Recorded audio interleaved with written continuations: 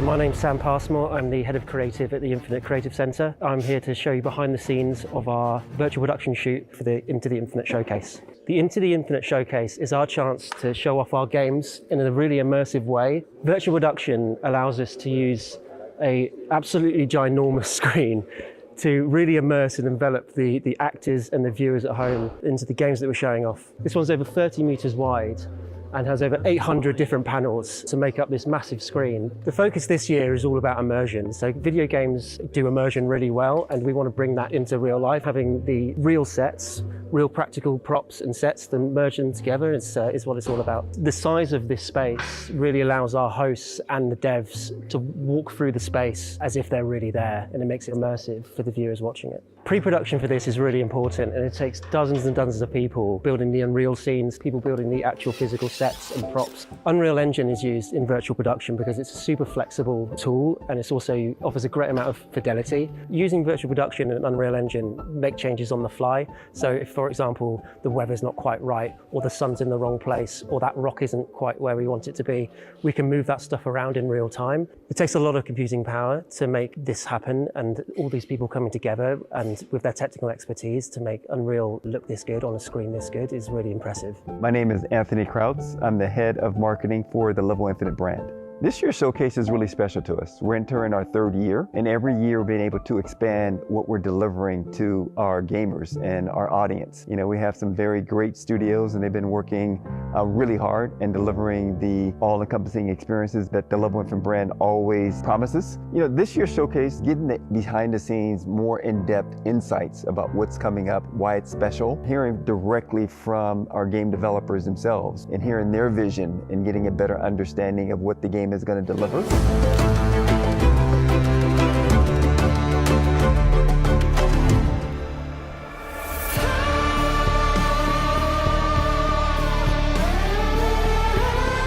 we're going to go for one. 3, 2, 1, and action.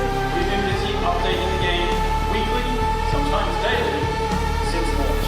Hi, my name is Joel Bylos, and I'm the Chief Creative Officer at Funcom and the Creative Director of Dune Awakening.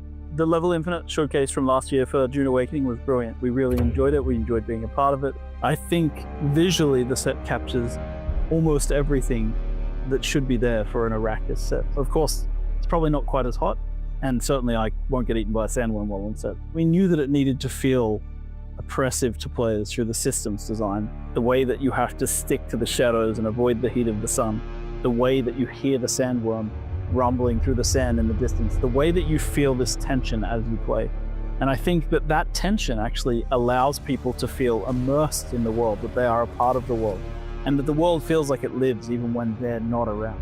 For a game like Dune Awakening, immersion is very important. I think that the showcase, with its dramatic, dynamic sets, is a really good way to give players a taste of how they're going to feel when they play the game. I think people who are playing the game now and then seeing the sets will begin to understand just how true to the game they are and how much it feels like the Arrakis that they're experiencing in the game. Yeah, it felt like I was sort of walking around on Arrakis. We can't wait to show you all the plans we've got in store.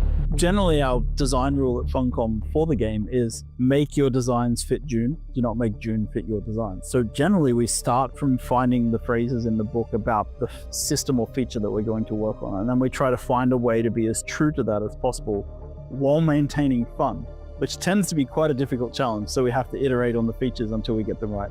Building the world of Arrakis is also about appealing to people on an emotional level. So not everybody has spent time in the desert, but people have been hot, and they understand how it feels to be in a bright sun. So a lot of our translation of immersion and features into the world is about making people feel things that they can feel in the real world in the game. And you can get that from the visuals and the way that the sky is lit. You can also get it from the way things sound in the game. You really get this sort of very visceral reaction to the visuals and sounds in the game. We invited you to Arrakis for the release of Dune Awakening. So during the next year, we're going to be releasing a lot of updates for Dune Awakening. And we've put out a schedule of DLC that you can see on our Season Pass page. The first one coming up is Chapter 2, and that contains both free and paid content for the game. And we're going to talk a lot about that in the coming weeks. If you're looking for a world that can immerse you, if you're looking for a story to experience, if you're looking for a challenge, if you're just looking to be a creative person who builds cool buildings, cool vehicles, or just goes out and explores the world, I think Dune Awakening has something for you. So if you're on the fence, thinking about buying, now's the time. Jump in. There's a world to explore.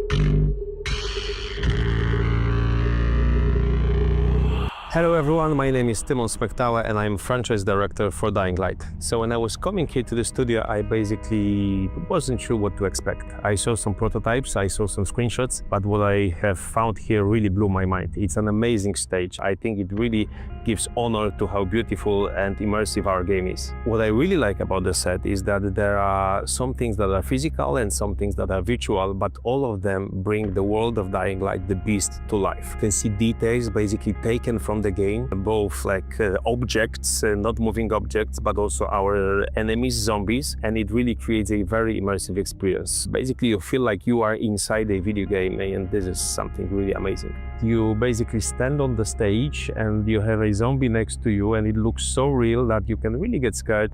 And like it takes really a second to kind of realize, oh, okay, this guy will not hurt you because he's virtual. So definitely that's my most favorite part of the set. What happens here at the stage of Level Infinite Showcase, it's really amazing. Like this is really what we are striving for, to put players in the shoes of the main character. And now basically I can relive that myself, just standing on the stage and feeling like I'm inside the forests of Castle Woods. Never underestimate the horrors of Castle Woods. Creating an immersive zombie apocalypse is actually quite difficult because no one has experienced that in their life, so there aren't that many references from real life. Thankfully, there's a lot of great pieces of zombie fiction, movies, comic books. So we have like a pool of knowledge. What we are trying to do is we are first and foremost try to create a place that feels real and lived in. And especially with Dying Light the Beast, we have asked directly our level artists to go through every square inch of the map and try to make a place which feels like someone was just there, someone just left it, someone just escaped from this place, escaping from zombies. And I think when you have this locked down, then when you add zombies on top of it, this is really the combination that creates the most realistic and most believable fiction zombie apocalypse. For Dying Light series in general, immersion was always the part of the DNA of the series, and I think we have really topped ourselves again with Dying Light the Beast. The amazing and brutal world we have created for you in Dying Light the Beast. We are just about to release Dying Light the Beast, and we hope players will feel a lot of emotions connected to the game. I think the most important one is that you'll actually scare them a lot, and Dying Light series always was looking for survival horror as an inspiration, and we always tried to create a very scary zombie fiction. But with Dying Light the Beast, we set ourselves a goal of creating the most scary, the most horror-ish zombie fiction ever. And I think what works especially well with Dying Light as a series and in Dying Light the Beast is that we try to connect survival horror with open world. We can't wait for players to get their hands on it and tell us what they think. We have really put a lot of passion and imagination and ambition into this game. For us, it's the best Dying Light game that we have ever produced. Everyone watching, please keep your fingers crossed for us, and I hope you will enjoy what you will get with Dying Light the Beast.